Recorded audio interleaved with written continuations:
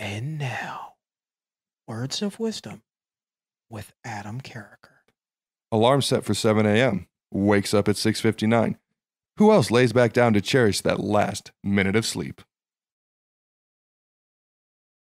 Welcome to Fourth and Pain, the only, you like that? The only pro wrestling show to be hosted by an NFL player and a weight loss champion. He is Redskins defensive end Adam Carriker. Howdy. I am former pro wrestling announcer and weight loss champion Chuck Carroll, and this is Fourth and Pain. Be sure to follow us online on the Twitter, actually, at Fourth and Pain, and online, fourthandpain.com. And oh, while you're there, why not like us on Facebook? Did I get everything? Is that everything? I think so. We're just going to throw some other things out there eventually. They might even be fake accounts. Yeah. Not yet. Yes, be sure to follow us at adamlikesbigfeet.com. Anyway, so check this out. I have no idea what that has to do with I have anything. small feet, so I don't know if that's a joke. You have small... No, you don't. What size feet do you have? I'm not putting this out there on the air. I already get enough crap for this. No smaller than mine, I'll tell you Size that. 12. Well, for a man of my size, size 12, not that big. Well, for a man of my size, then I'm doing pretty good with my 9.5s. Funny thing, honestly, randomly, before we talk wrestling and do what we do best, true story, before I lost all of this weight, my feet were 10.5s. My feet actually shrunk a full size, so now I'm at a 9.5.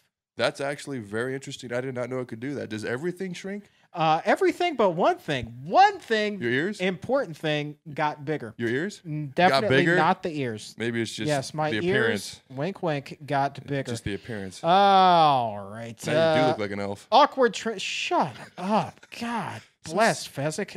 Here we go. Mad. I'm not mad. I'm just getting even. Here we go. So let's talk a little bit of wrestling, shall we? This is what we do best. And come to find out this week on Monday Night Raw, who's going to be in the main event of Hell in the Cell with CM Punk? Ryback. Mistake? What say you? My mind hasn't changed. I'm sure it'll be a great match and a great pay-per-view. It could just be so much better. I honestly think it has a lot to do. If you've watched Cena over the past few weeks, he really doesn't do much with that arm. He doesn't really move it. He didn't have the spider tape on it this week. But, I mean, I just think he can't go. But I got to think to have somebody else. Is there nobody else? Is this the only other guy they could think of? I mean, put Dolph Ziggler out there. I mean, I think the Ryback thing could be enormous. And they want to compare him to Goldberg. He came out and made the comments this week. It could be Goldberg-esque. But I think this soon, it's just not going to reach that level. Well, remember, you actually laid out the roadmap for him to get to that Goldberg kind of style by WrestleMania and just have the most grandiose of matches on that granddaddy of them all stage.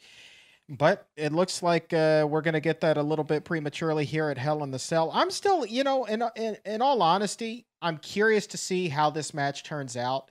Are they really going to end the streak this soon? It's not the streak. He's undefeated. They've never said streak. That's true. I think they've purposely avoided that. Is the loss, though, going to kill all of this momentum? And it's hard for me to argue that it wouldn't. It absolutely would. And then what do you do with this guy? Because now you've invested, a month into building him up, and you can't build him up a second time. Not in the same way that they're doing with him currently, with this undefeated record that he has. You can't build him up a second time. You can't go and be undefeated after a loss unless, you're Goldberg. He actually did that once. But you go put him out there like that. It's true. It wasn't his book. But, okay, it was. Right. So my question to you then, Adam, seeing as though that you're pretty good at predicting matches and how these things turned out, how are they going to handle this at the pay-per-view? Well, I'll answer that. But first of all, I don't like it because there's no good ending to this, because I think everyone kind of wants to ultimately see CM Punk with his 400 straight days by that time of holding the belt versus The Rock at Royal Rumble. And I don't think anybody wants to see Ryback lose. So Ryback loses, nobody likes that. CM Punk loses, nobody likes that. It could be a schmoz. Nobody wants to see a schmoz at a pay-per-view. It's a very risky thing to do in your own words there, Chuck. So it's just, I don't know how there can be a happy ending. I did say happy ending. I can think of it unintentionally. But anyways, I honestly wonder if somehow there's, maybe Ryback gets jumped and they have somebody else fill at the last minute. Maybe somehow they're going to, maybe not have the match ultimately. I don't know how it's going to work. as far as how I see it playing out, there's going to be a schmoz because I don't think you can have Ryback lose and lose this whole momentum. I think they want CM Punk versus The Rock. He keeps bringing up The Rock and Stone Cold every week when CM Punk is talking. So I think it's just going to be a big schmoz somehow. Yeah, and I'm very proud of you for using that word. That is you've taught me wrestling terminology. Like two things at least. Yeah, you know who taught me that was Bret the Hitman Hart.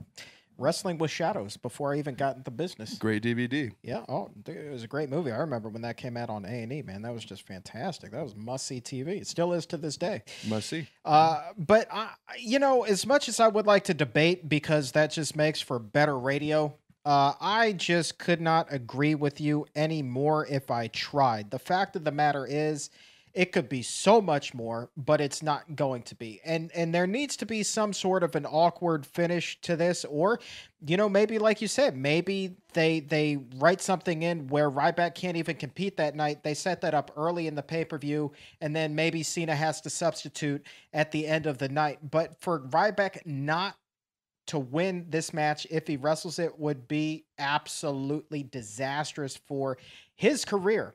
And I don't want to compare him to Tensai because once Tensai got that first loss, where did he go? He's basically evaporated from the WWE scene, except for, they're trying to work him in there with Sheamus right now. And it's just not really getting any traction, to use an inside term.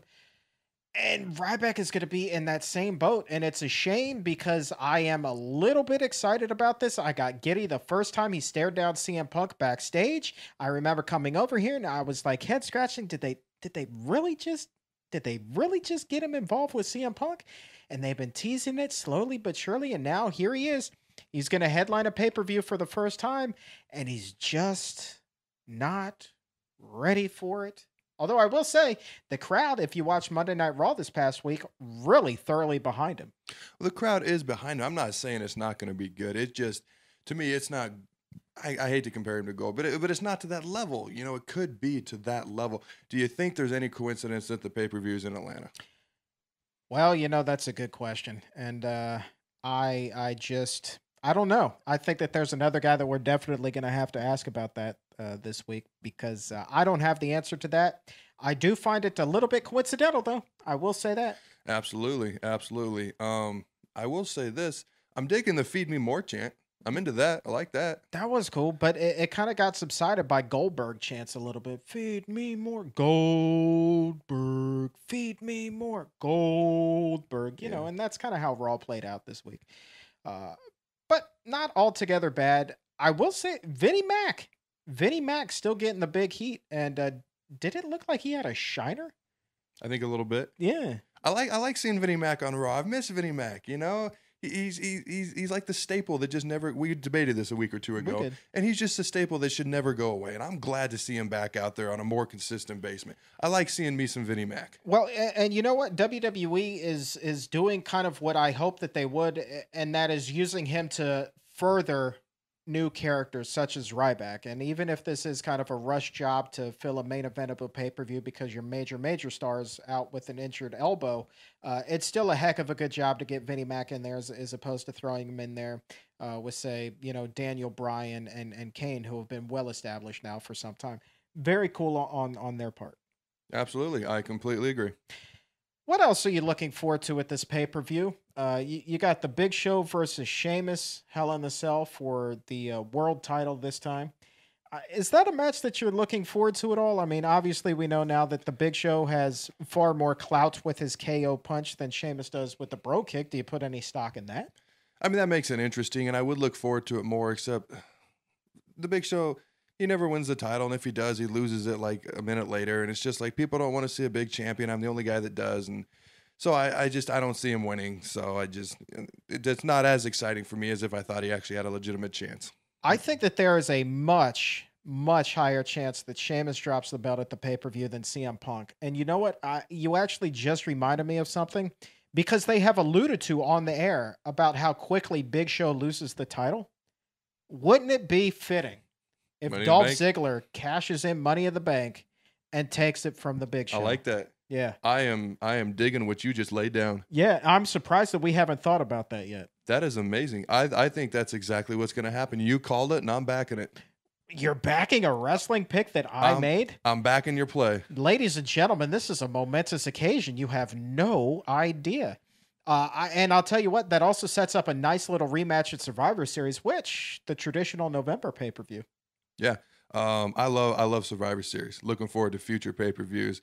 The elimination tag. I always like elimination matches, whether it be 4 competitors going four on, I don't know how you put it. There's 4 guys in the ring. They're all battling each other, 1 on 4. I don't know. Anyways, elimination matches. I love watching those because I love watching guys being eliminated, seeing who's left and how they handle, whoever's left in the ring with them and how they handle that, whether they be outnumbered 3-1, 3-2, or whether they be in those 4-man matches. I just love watching that type of stuff. It's honestly one of maybe my favorite pay-per-view every year. That and the Royal Rumble. I might say that's my favorite.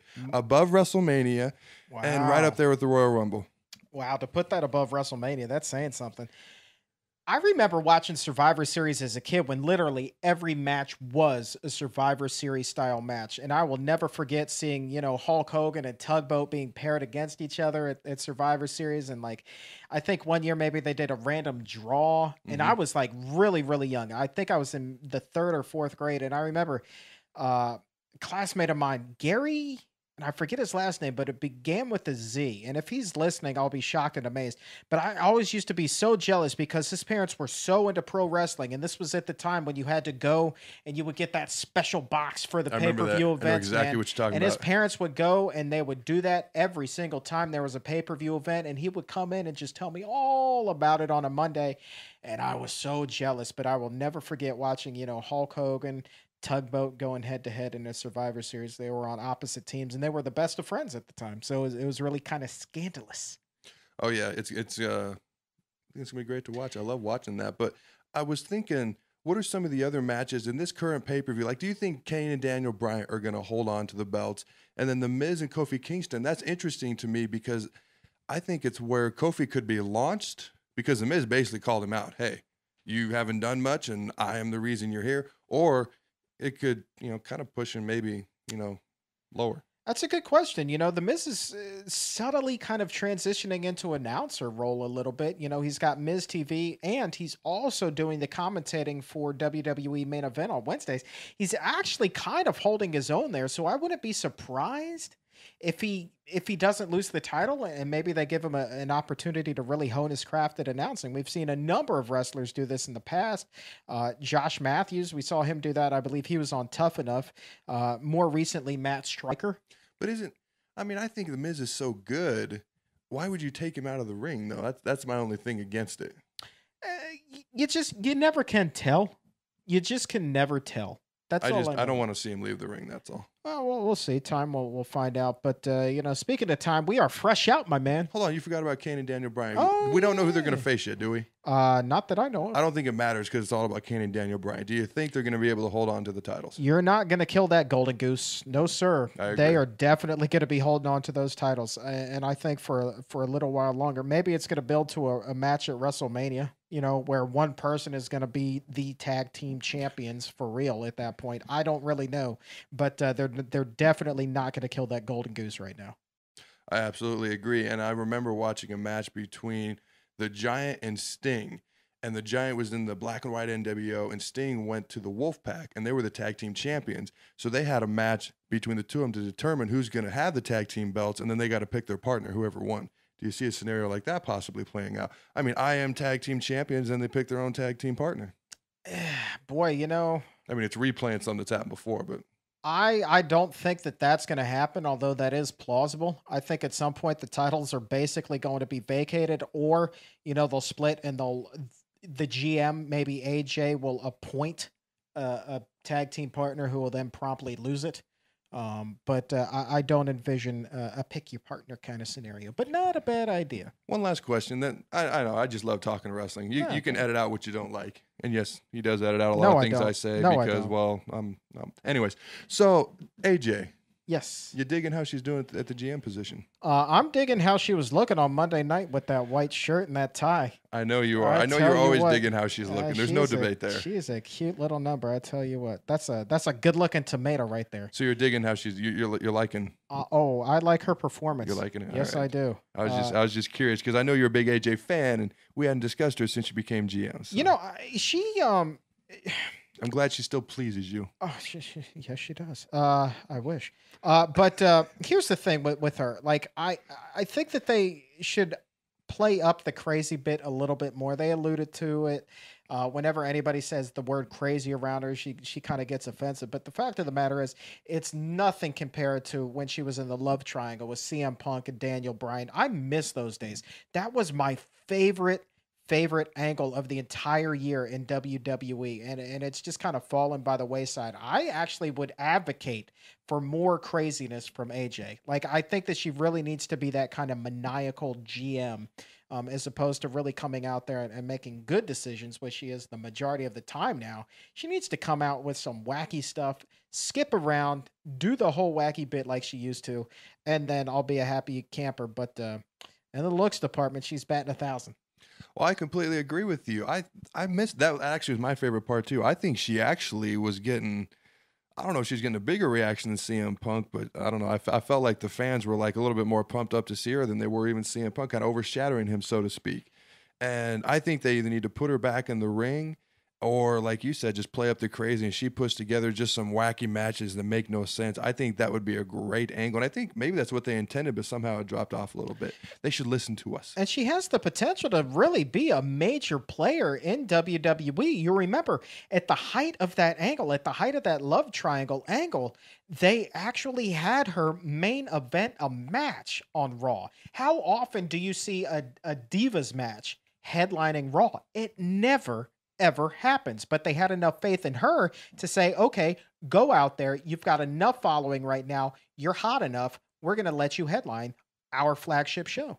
Absolutely. Oh, hey, what'd you think? Maybe it was 2 weeks ago. John Cena kind of threw out that little invitation to her at the beginning of the show. Remember what I'm talking about? Refresh my memory. It was something, I can't remember the exact words. It was something to the effect of, you can take this and run with it, or you can let it lie. And it was Cena who's basically talking to AJ, basically asking her out. Really? I haven't heard anything about it since. There's been nothing played up about it. I don't know what happened. I don't know if that was entertainment or if there was a little bit more legitimacy to it, shall we say. You didn't see that? I did not. I thought you, of all people, would be a little bit jealous even. I may have kind of just... maybe send an angry tweet to Mr. Cena, leave my lady alone or something? I may have done the selective memory route because he's infringing on my woman. All right. You just can't be having that nonsense. Nothing ever happened, and I was wondering what you thought. I'll tell you this much, though. If WWE is kind enough to send us to WrestleMania this year, definitely want to meet her on Radio Row or in the hotel. You're starting to make me a little uncomfortable now. Or anywhere else. Like, do you got a blanket to put in your lap at the moment? I'm just Is there anything you can cover up with? I'm a grown-ass man. I can handle my urges. All right. Just making sure. There's only two of us in this room right now. Oh, so there's nowhere to go. Exit. We gotta wrap this up, man. This is just going downhill in a dirty hurry. Let's do it. All right. On that note, we are fresh out of time. Thank you so very much for believing in our weirdness. I'm Chuck Carroll. I'm Adam Carriker, largest arms on the D line. Peace out, home skillet.